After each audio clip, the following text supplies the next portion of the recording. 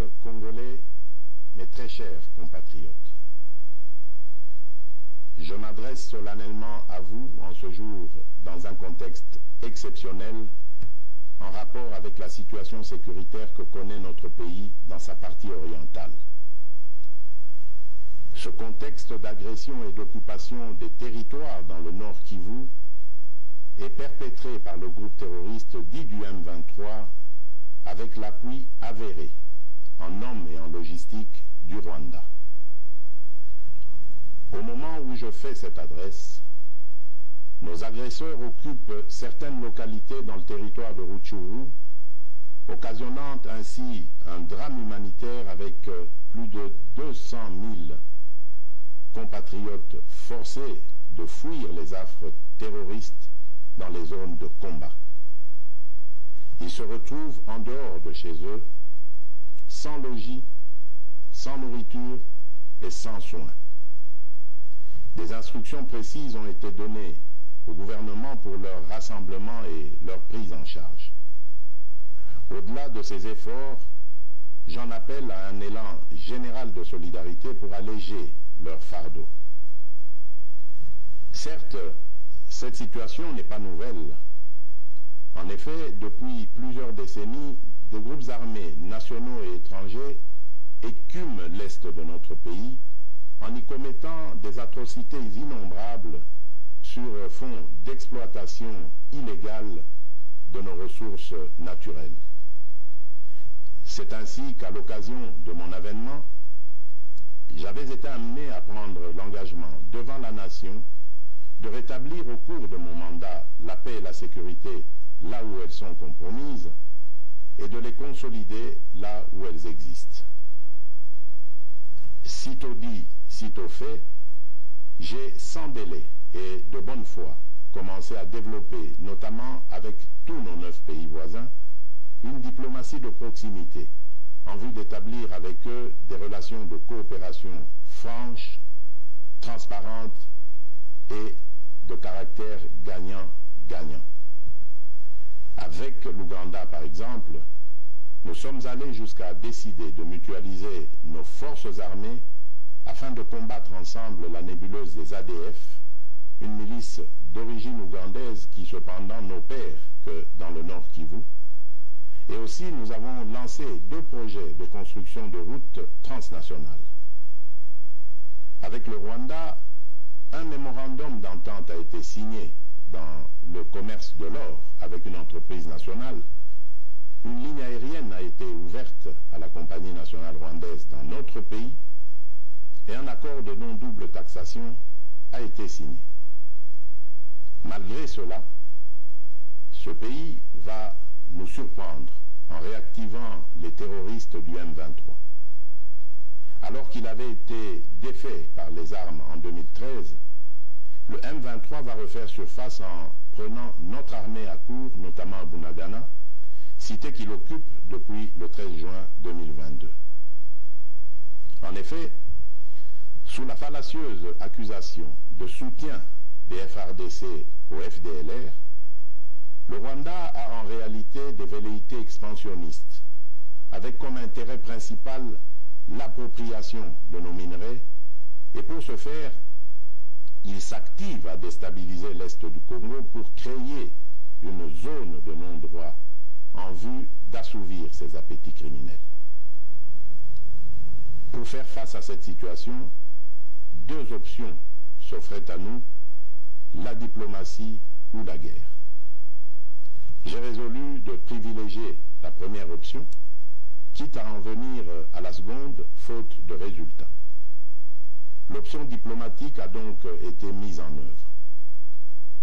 C'est ici l'occasion pour nous de rappeler que notre attachement à la recherche de la paix par des voies pacifiques n'est aucunement un signe de faiblesse, moins encore un aveu d'une incapacité de notre pays à s'inscrire dans une logique de guerre totale contre tous ceux qui continuent à abuser de notre patience, mais plutôt une expression de notre culture de paix et de notre identité légendaire de peuple hospitalier.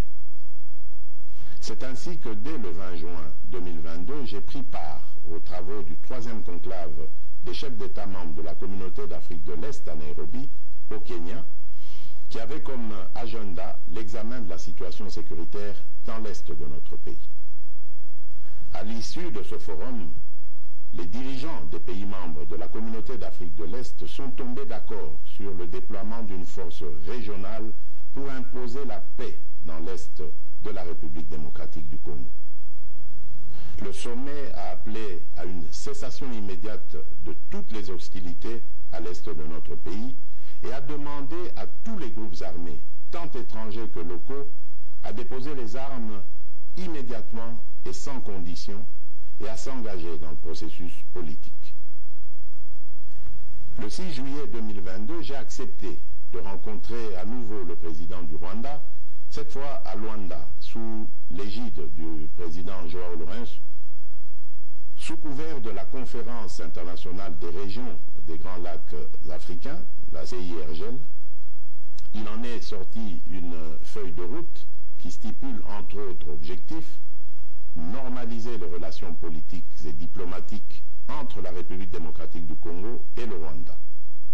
Et pour y parvenir, la première action retenue, arrêt des hostilités et retrait du M23 des positions occupées conformément au communiqué final de Nairobi.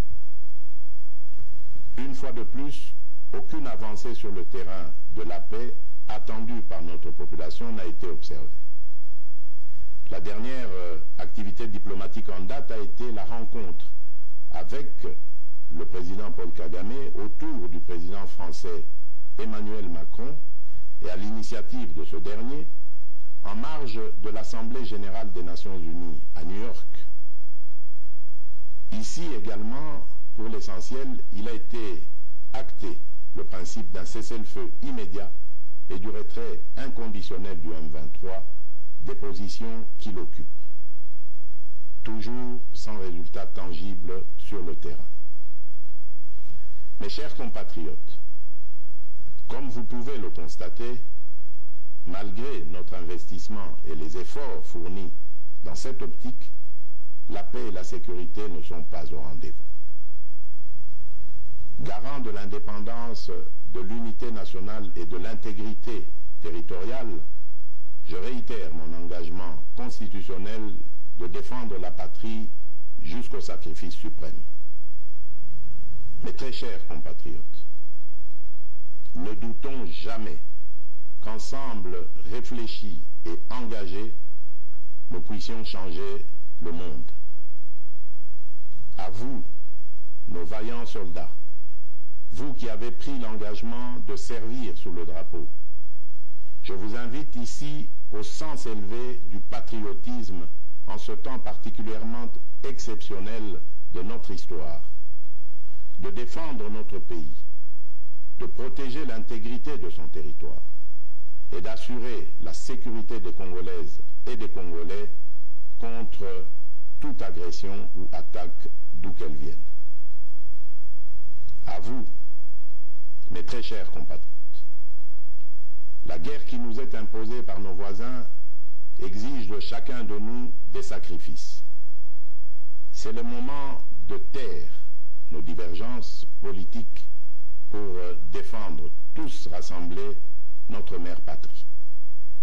Notre histoire et notre marche commune ont sans cesse démontré que loin de s'effondrer, notre nation et son peuple ont toujours relevé ce genre de défi et nous en sommes toujours sortis victorieux. Restons tous unis et solidaires derrière nos forces de défense et de sécurité. La situation actuelle, loin de nous affecter, n'est qu'une épreuve de plus que nous allons surmonter pour raffermir davantage notre unité. Au-delà de tout clivage politique, idéologique, religieux et tribal, la défense de la mère patrie est le seul objectif qui doit nous unir en ce moment. Le pays nous appelle. La nation a besoin de l'engagement de toutes ses filles et de tous ses fils. Je vous appelle à ne pas céder aux propos xénophobes et autres discours de haine ou de stigmatisation des communautés rwandophones, dont l'asservisseur se sert pour faire du chantage et de la manipulation.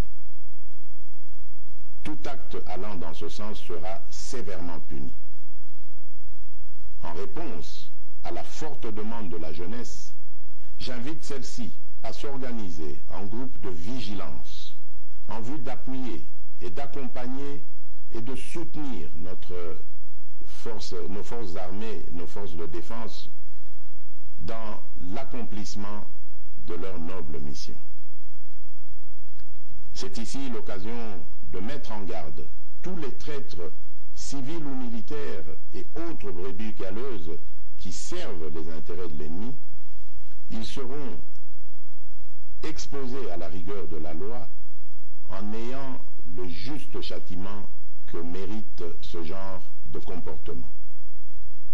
En outre, tout en renouvelant mon appel lancé à nos jeunes qui en ont la vocation de s'enrôler massivement dans nos forces armées. Je réitère l'instruction faite au chef d'état-major général d'accélérer à cet effet la mise en place de centres de recrutement à travers les 26 provinces que compte notre pays. Chers compatriotes, nous devons ensemble avoir conscience que nul autre que nous-mêmes ne viendra sauver notre nation et que cela exige de chacun de nous une mobilisation tous azimuts. Que Dieu bénisse la République démocratique du Congo.